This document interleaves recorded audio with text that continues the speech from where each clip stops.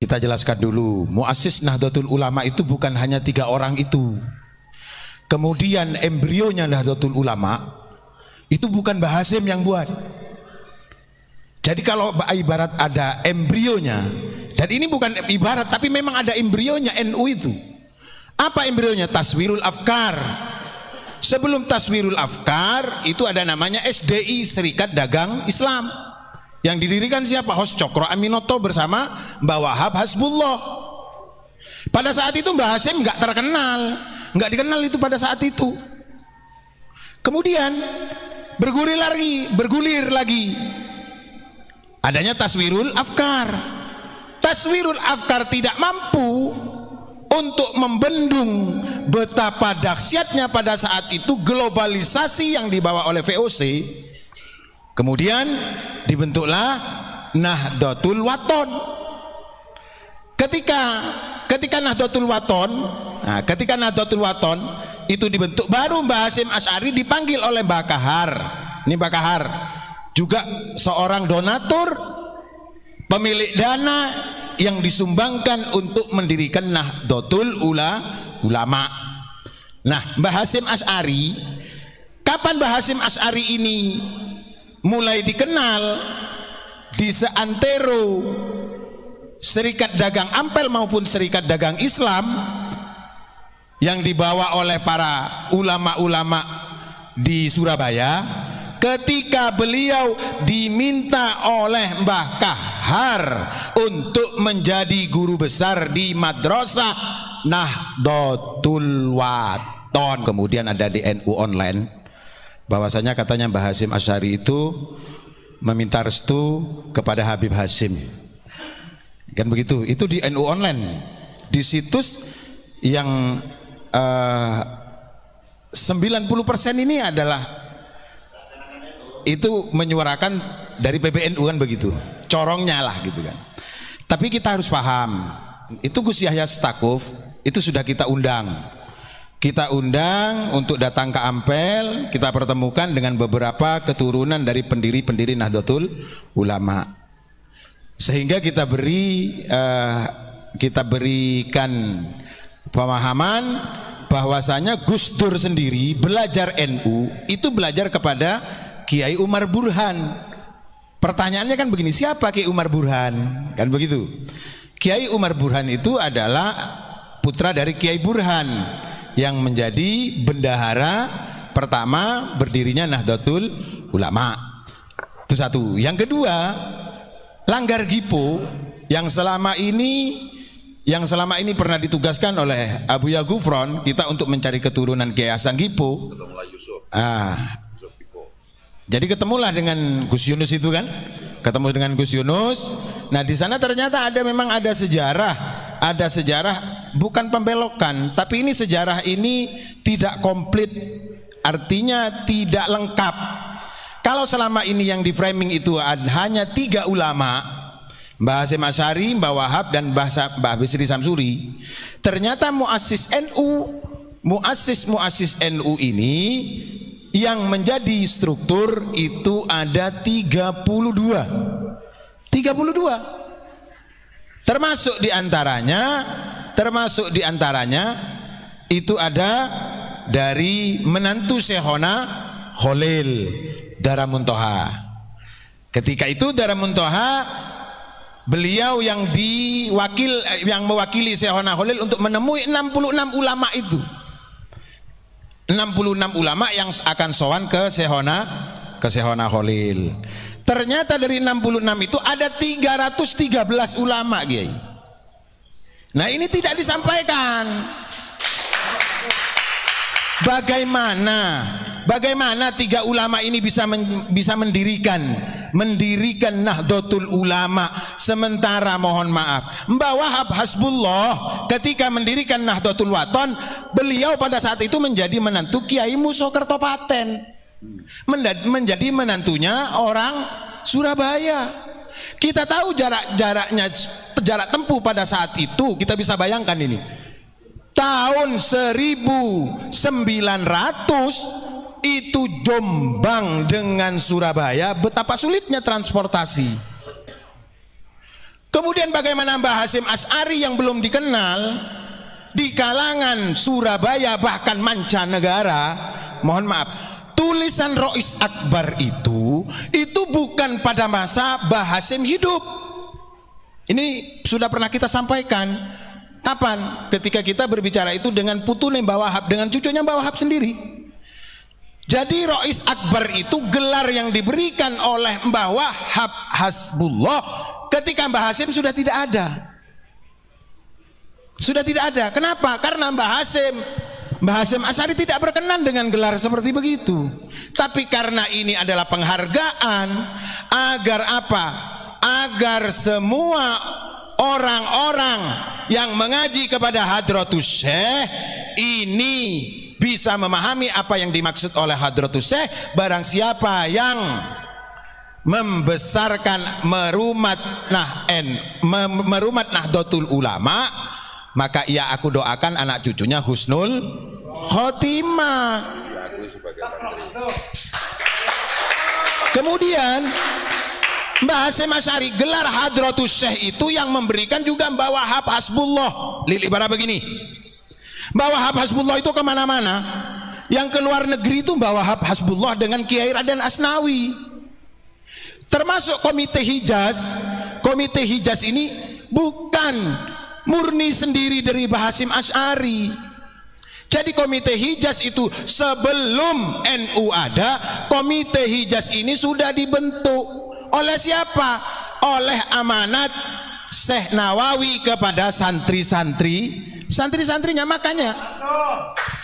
Makanya wajar kalau Syekh Nawawi harus diakui sebagai inisiator berdirinya NU ini, baik itu melalui embrio tadi Taswirul Afkar, Serikat Dagang Ampel, kemudian Nahdlatul Tujjar, Nahdlatul Waton, kemudian ada lagi Jamiyatul Masajid, Takmirul Masajid, Jamiyatul Tahlil, kemudian Jamiyatul Ma'had, Jamiyatul Pesantren.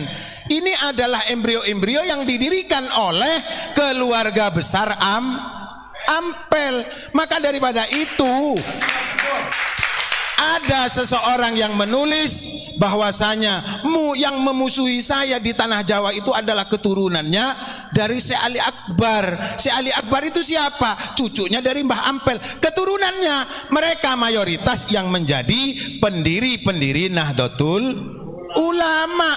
Ini tidak disampaikan oleh siapa? Enggak tahu memang PBNU. Apa karena memang PBNU tidak tahu, atau tidak tahu menahu, atau memang tidak mau tahu? Loh, ini pernah disampaikan oleh siapa? Oleh Gus. Jadi inilah kita jeda sejenak ya. Ini kalau bicara NU semangat.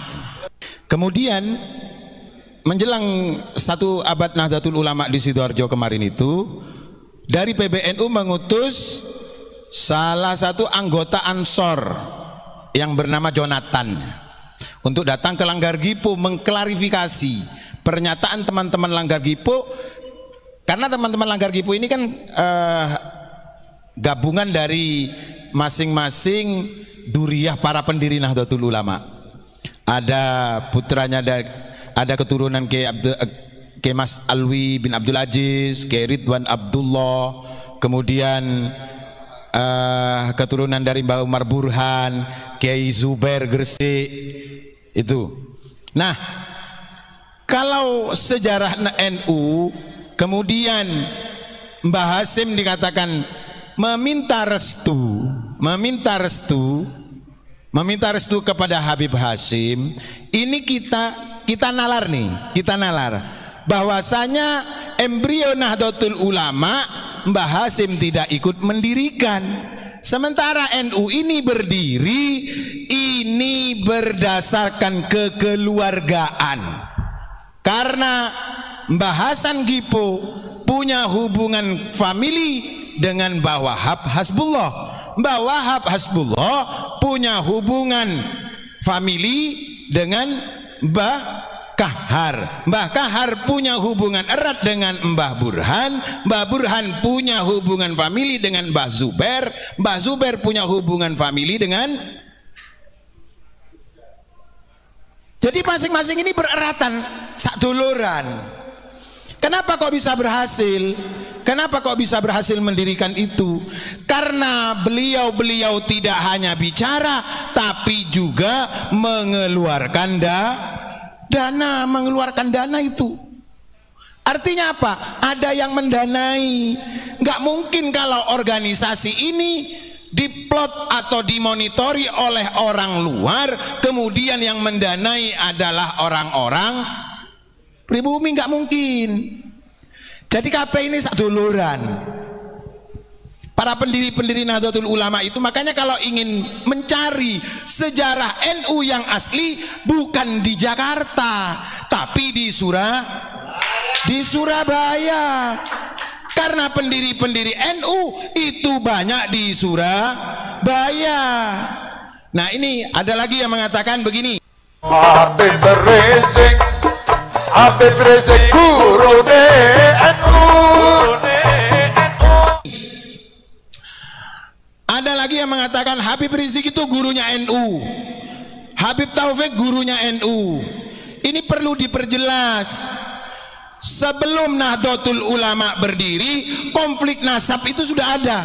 Jadi tidak mungkin kalau Mbah Hasyim Asy'ari itu kemudian berguru kepada Habib Rizik,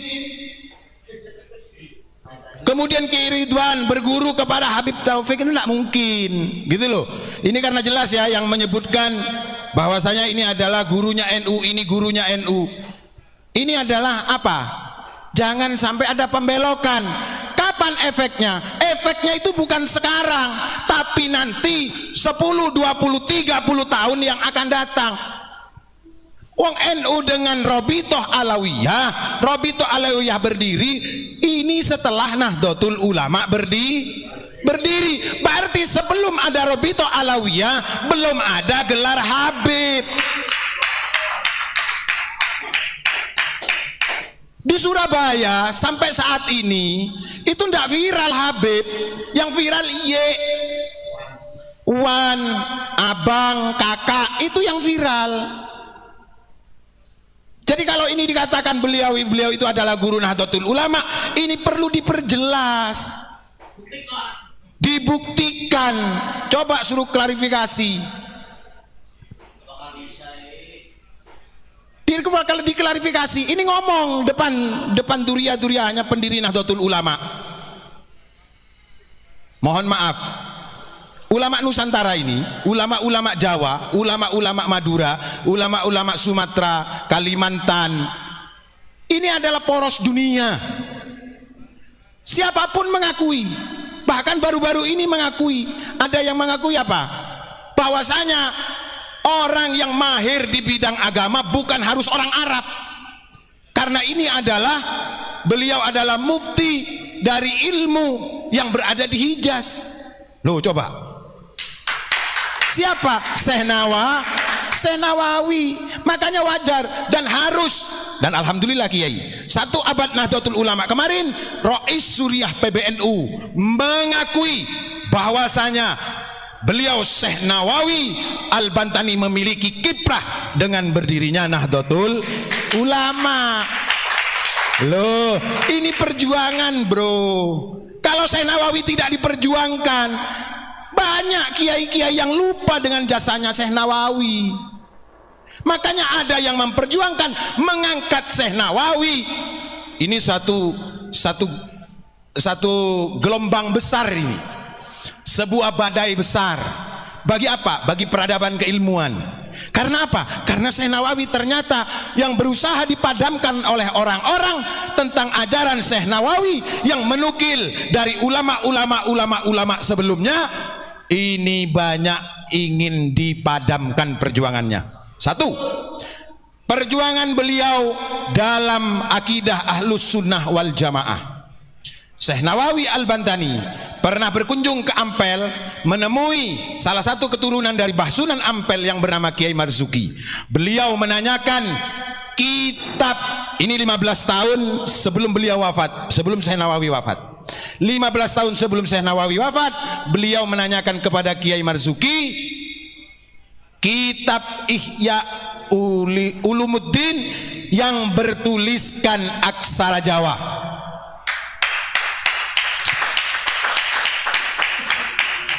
Berarti apa?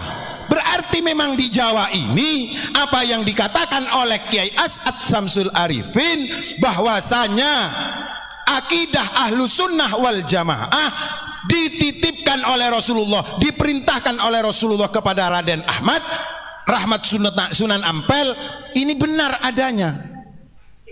Karena apa? Karena Syekh Nawawi menginginkan kitab itu untuk diedukasikan, untuk ditarbiyahkan di Hijaz. Ini loh, Ihya Ulumuddin zamannya Mbah Sunan itu masih ada. Masih ada, ini ada yang megang ini. Jadi NU itu kalau dibilang punya sanad, muktabar sanadnya ke ulama Nusantara dan Wali Songo.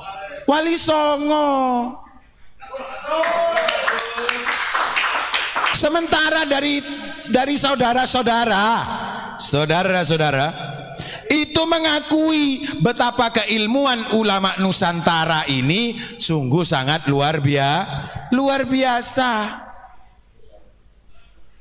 Nah ini kembali lagi, kalau tadi minta restu, inti minta restunya kapan? Dijelaskin dong. Kemudian buktinya mana? Kan begitu. Sementara Mbah Hasyim Asy'ari dalam embrio Nahdlatul Ulama saja tidak ikut mendirikan kok.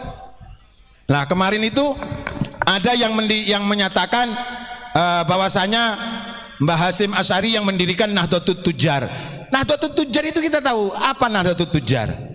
Kebangkitan para pedagang. Kapan Mbah Hasyim Asy'ari jadi pedagang? Nah ini kita counter, kita tunjukkan kepada tim kreatif itu. Akhirnya apa? Karena Mbah Hasyim tidak ikut mendirikan Nahdlatul Tujjar. Nahdlatul Tujjar itu yang mendirikan adalah Mbah Yai Hasan Gipo. Kemudian ada yang mengatakan Kiai Hasan Gipo itu bukan kiai, itu saudagar. Ini perlu tabayun lagi. Siapapun yang mengatakan Mbah Hasan Gipo itu bukan kiai, perlu ditabayuni lagi. Ini kita kadang-kadang kan belajar sejarahnya itu sepotong-sepotong, tidak betul-betul mau menggali dan mempublikasikan, tidak mau adanya edukasi. Artinya apa? Memberikan pemahaman-pemahaman yang lansam, yang berkelanjutan. Sehingga apa? Sehingga kita gampang untuk dipotong di tengah jalan. Tapi ingat, kata Mbak Yai Halwani apa? Jangan sering memotong sejarah orang supaya sejarahmu tidak dipotong oleh Allah Subhanahu wa taala. Jadi seperti itu. Ini pentingnya edukasi. Kalau kita belajar bagaimana keterlibatan dari Pondok Pesantren Sidogiri, ternyata ini masih keluarga. Keluarga dari siapa? Keluarga dari Syekhona Khalil, karena kakeknya satu. Dari siapa? Kiai Asror. Kiai Asror dari Sayyid Sulaiman. Sayyid Sulaiman dari Mbah Sunan Gunung Jati. Maka wajar kalau Abuya Gufron ketika meluruskan mufarraqah NU di Jombang, beliau datang ke Sidogiri. Ternyata ada sama-sama dari keturunan Sunan Gunung Jati. Makanya berani untuk tabayun. Loh, ini loh ulama gentleman. Jangan hanya diam aja. Ketika umat ini, kata Kiai Nartib ini, merasa kebingungan di bawah antara yang hak dan yang batil, antara yang bayin dan yang bohong, ini perlu dijawab. Siapa yang tergugat? Ngomong, kamu nggak bisu, kamu nggak bodoh. Ngomong, bicara. Bukankah engkau dijadikan ketua orang sedunia? Ngurusi masalah Nusantara saja sudah tidak becus, berarti kamu bukan telah Nusantara. Jangan dibiarkan ini Nusantara. Tidak akan ada efeknya bagi mereka yang cuek, tapi bagi mereka yang teliti ini akan menimbulkan percikan-percikan kebencian. Jangan dibiarkan berlarut-larut. Tabayun. Kalau kami berani menyampaikan begini kepada PBNU, kami sudah sampaikan, Kiai, melalui sekretaris Katib Suriah. Bagaimana polemik ini, Kiai? Jangan sampai nanti di bawah ini saling cakar-mencakar. Gejolak ini harus ditangani dengan serius. Karena apa? Negara ini tidak berdiri dengan kaki sebelah, dengan satu kaki, tapi negara ini disonggoh oleh berjuta-juta kaki dan berjuta-juta intelektual. Ini perlu dijawab. Monggo.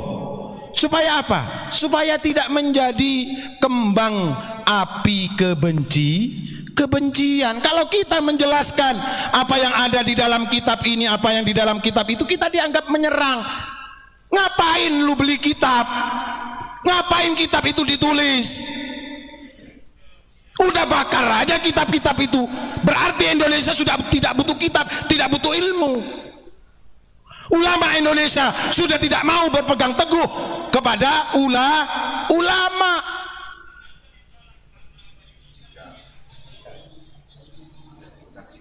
Lah iya, jika setiap apa yang disampaikan secara ilmiah dari berbagai khasanah keilmuan para ulama ini dianggap kebencian.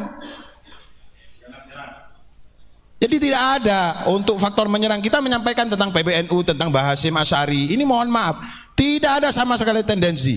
Justru ini menyelamatkan nama beliau, jangan dicangkok-cangkokkan. Karena apa? Mohon maaf, Mbah Hasyim Asy'ari itu diberikan gelar Rois Akbar begitu saja ketika masih ada, nggak mau kok. Kan begitu. Karena ini saking takziman wa takriman untuk menghargai jasa keilmuan beliau, maka Mbah Wahab Hasbullah memberikan gelar Rois Akbar, tentunya juga dengan persetujuan para pengurus PBN.